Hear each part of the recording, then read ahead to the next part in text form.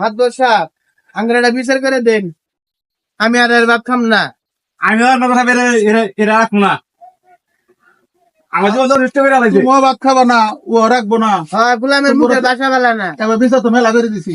হয় এবারই শেষ বিষয় আর শেষ আচ্ছা, ফয়সালা করে দেন। বিচার সার্ভাই করে তোমার ফুলাবান কয়জন? আর তিনটা ফুলা।